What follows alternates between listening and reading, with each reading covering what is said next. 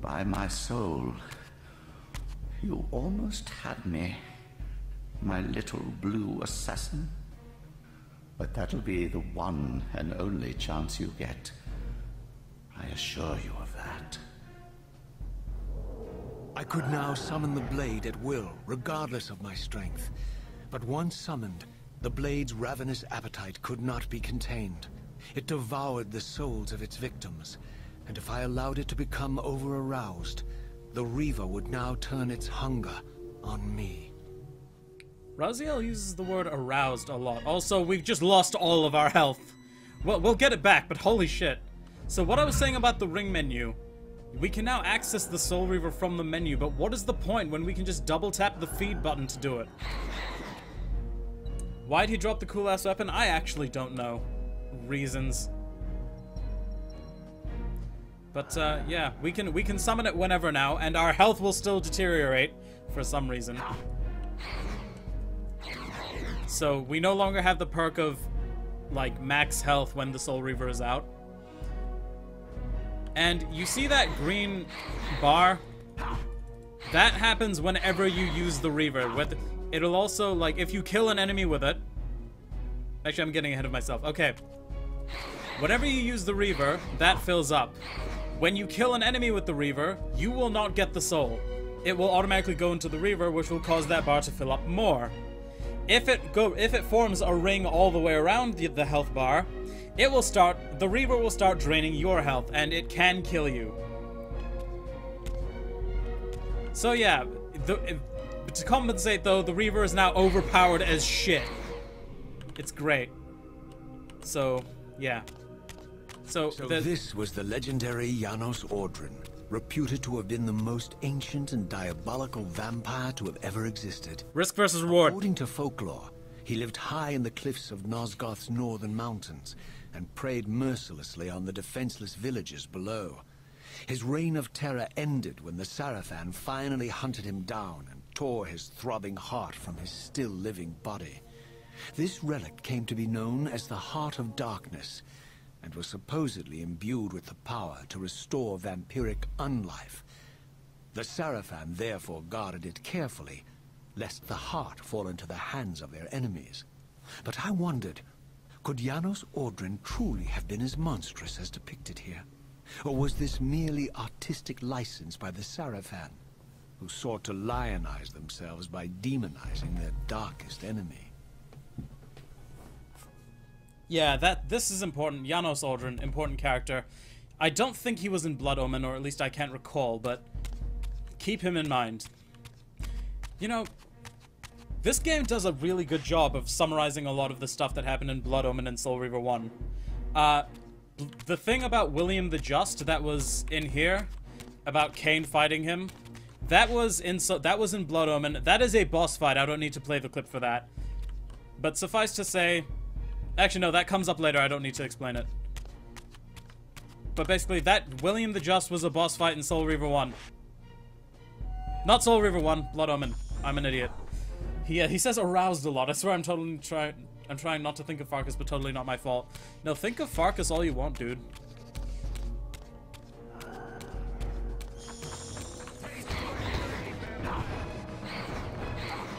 Yeah, see? That right there. And like if the bar every 25% the bar increases, the aura around the Soul Reaver like starts flipping out. It's great. Hey twin, welcome. How are you doing today? Glad you could make it.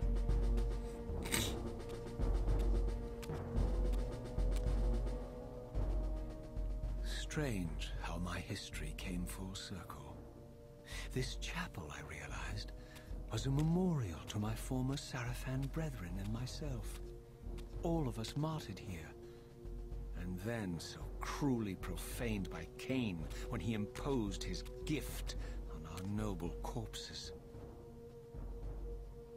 For the first time, I beheld the image of my Sarafan self, memorialized here among my fallen comrades.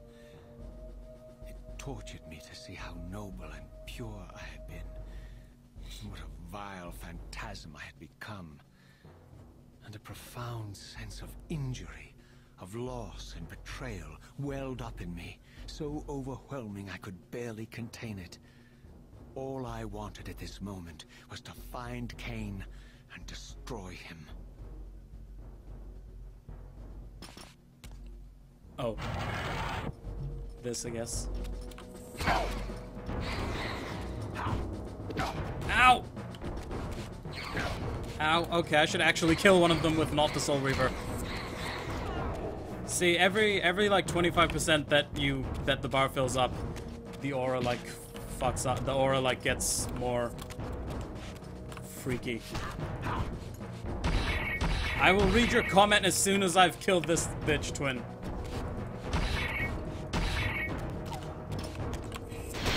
There we go.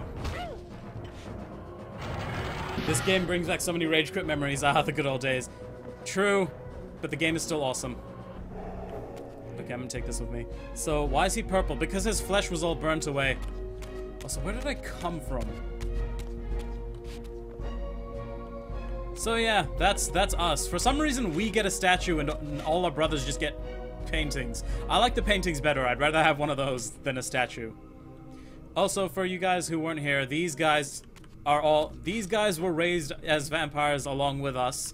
They're also the bosses of the first game, and we got our superpowers from them because that's how that works. I believe we fought Malakath first, then where's Zephon? Then Zephon, and I think Duma was after that, or I don't fucking remember anymore. Actually, I think Duma was the last one. Now, where do I go? Is it this way? I've forgotten what to do already. Oh, wait, no, here it is. I think. Yeah, okay, upstairs. Oh, how are you doing today, Twin? I imagine you just got back from work.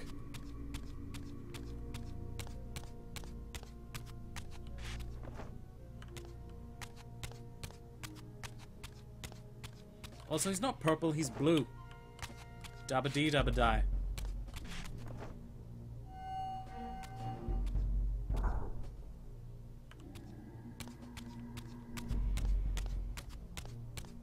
I'm blue, dabba dee, dabba die. Dabba dee, dabba die, dabba.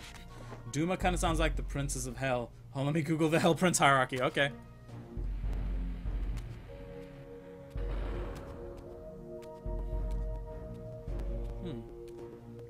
I emerged, and for the first time beheld Nosgoth in its former glory.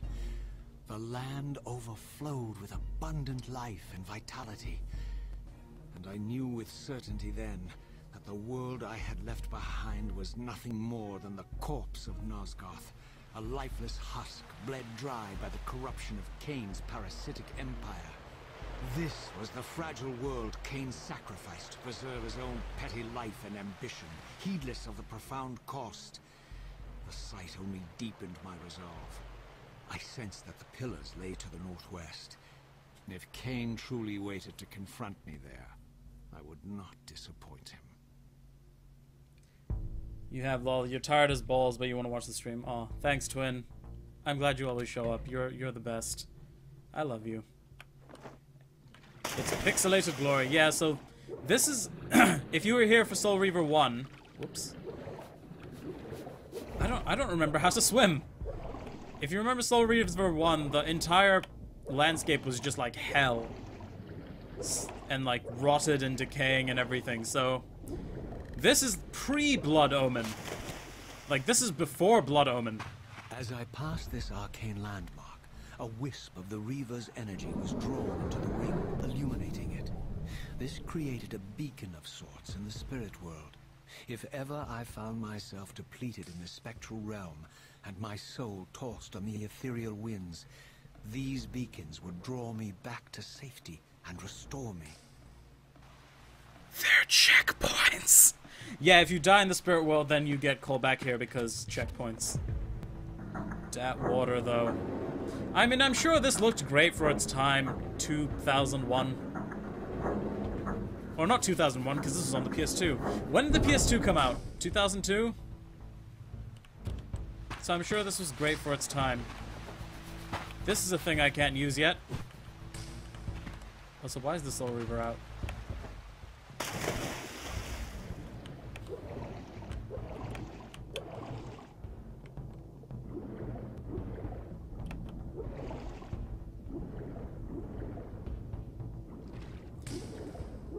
Duma, the Angel of Science of Death, his name deriving from the Aramaic word for sirens. Duma is one of the 7 princes of hell, allegedly leaving tens of thousands of angels of destruction. Yeah, that sounds about right. It came out in 2000. Okay, fair enough. I thought we were going to say 2,000 years ago. Yes, this game came out in the year 17.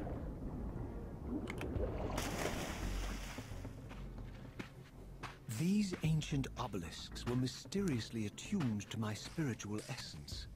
By simply touching the symbol, I could safely preserve an imprint of my soul, and thus create a milestone to which I could return when weary, and from which I could resume my journey. It's a save point. Save.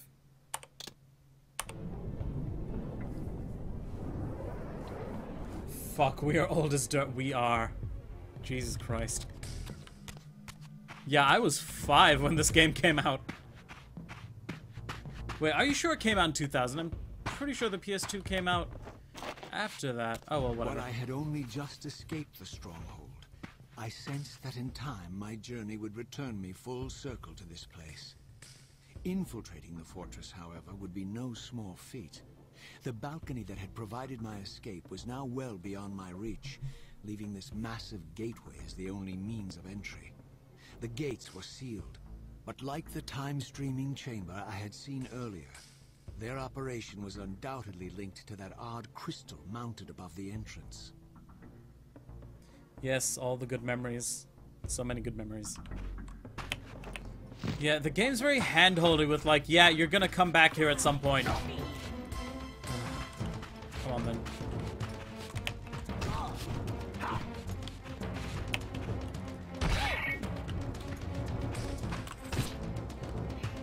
You were 5 in 2000, so you were born in 95. No, I was born in 94.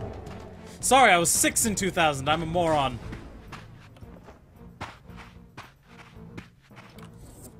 I know what my age is. Ow. So how come I can't do any of those cool charge-up attacks?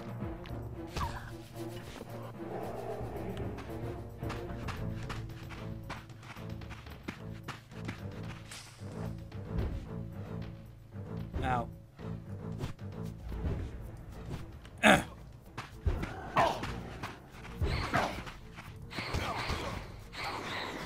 Huh, that was a poor idea. Also, we can't pick those up. You were born in 94 too. That's why we're twins. That's how this works, right? I'm a year older than you two. Awesome.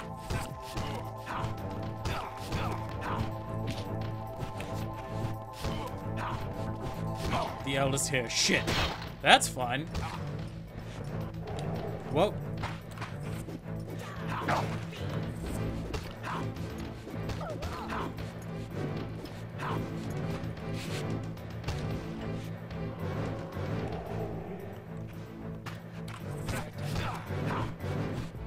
Oh, god damn it, twin.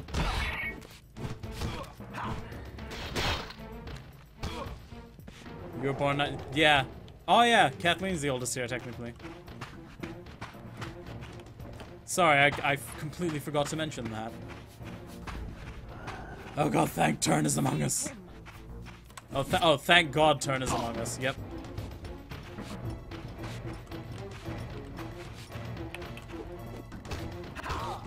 The Turn among us.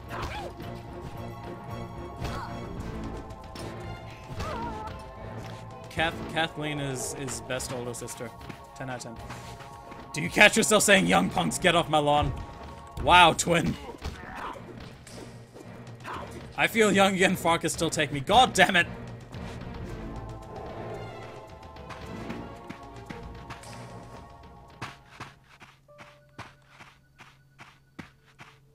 That's that not so subtle music change. Not yet, but then again, I don't have a lawn. Fair enough. I like running around with the Reaver out while holding a weapon. It looks shit! No, it doesn't look shit. It looks cool. Fucking war dogs. Forget about them. They're weak as crap, though. They die in like 2 hits, and their souls give you basically nothing.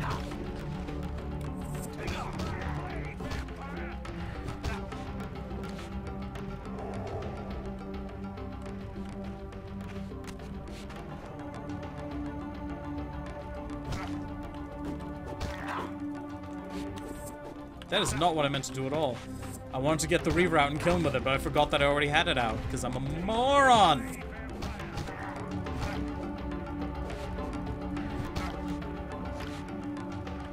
Yeah, the only real dogs are annoying in games, but they're the best in life. Indeed.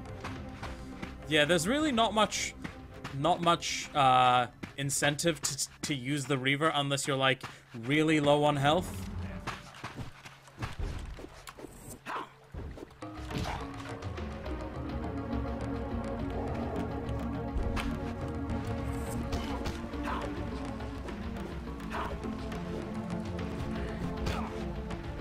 Even in Resident Evil, those mofos, yep. Ooh, checkpoint. Bam. I hate how close to these you have to be to trigger them. Ooh, a torch. Should we grab it? Yeah. I do find myself talking about differences in what I had or didn't have in comparison to what younger folk have going on. Fair enough.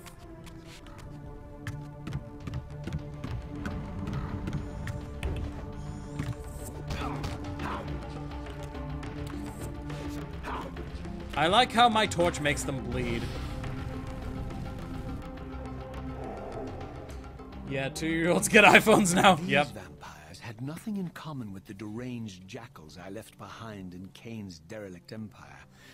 They seemed to retain much of their former humanity. In this era, vampires were clearly not the uncontested predators we had been. These creatures were hunted mercilessly and oppressed. And while I still believed that vampirism was a plague and had to be wiped out, there was nothing noble or righteous in this crusade. This was simply ruthless persecution. So there is a reason that the vampires in this era look more humanoid and the vampires in Soul Reaver 1 are complete deranged mutated monstrosities. Shit! But we'll get to that later. Tis not important now. Well, we all do that because the upcoming gen is a bunch of disrespectful little cunts. Basically. And we got dial-up connection at 15. Mostly that ends up going to talk about school lunches, yeah. I got dial-up connection at, like, age 5, which is when I never used it, but I was just aware that it existed. Because what did I need the internet for back then? Fucking Digimon.com?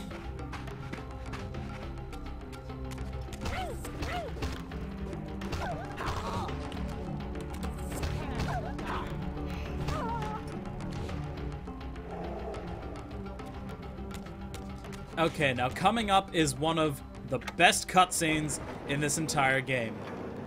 And of course, we have to hold down this lever because they're not going to give it to us for free.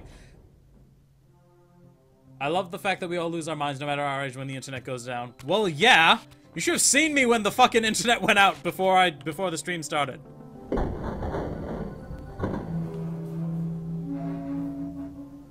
I love this cutscene so much. The pillars of Nosgoth. Pristine, whole, and uncorrupted. I had never beheld them in this undefiled state, yet something profound and indelible resonated within me at the sight. And there, waiting at the very heart of the pillars, was the canker that was destined to destroy them.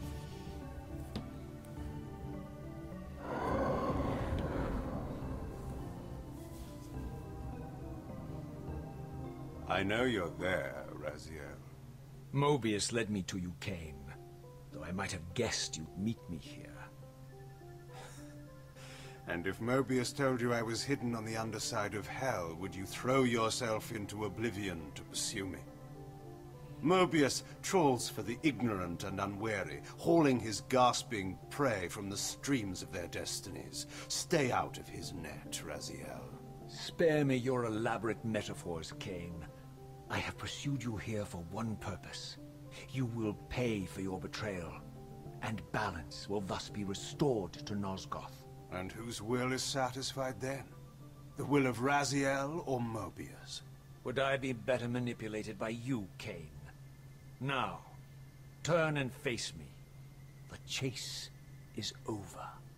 This isn't a chase, Raziel. We are merely passengers on the wheel of destiny, describing a perfect circle to this point. We've been brought here for a reason. I've seen the beginning and the end of our story, however, and the tale is crude and ill-conceived. We must rewrite the ending of it.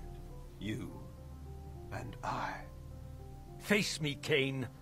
Even you shouldn't die a coward's death. Isn't it customary to grant the condemned a final request? I recall no such courtesy from you. Indulge me, Raziel. All I ask is that you listen. This is the sublime moment of our undoing, Raziel. The ineffable fulcrum upon which swings the entirety of our history. This is where all of Nosgoth is betrayed.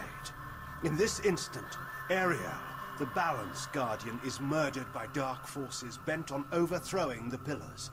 Her spirit is just now tearing free, lost in the ether, trying to find its way here. You have already seen how she comes to haunt these Pillars. Bound here by your refusal to die. You are the reason this land becomes diseased. As long as you remain alive, you condemn Nosgoth to an eternity of decay. Be still, Raziel. See this. As Ariel dies, I am being born to take her place as Balance Guardian. Such is my destiny. My God.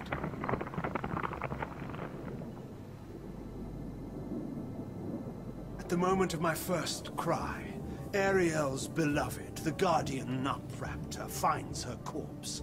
Racked with grief and tormented by suspicions of treachery, Nupraptor plunges into a madness which overflows and infects all of the Guardians who are symbiotically bound, including me. The repercussions of Ariel's assassination were expertly calculated. The entire circle descends into madness, and I am tainted at the moment of my birth, instantly rendered incapable of fulfilling the role destiny has prepared for me. Shall I show you the same mercy you showed the rest of the circle, then?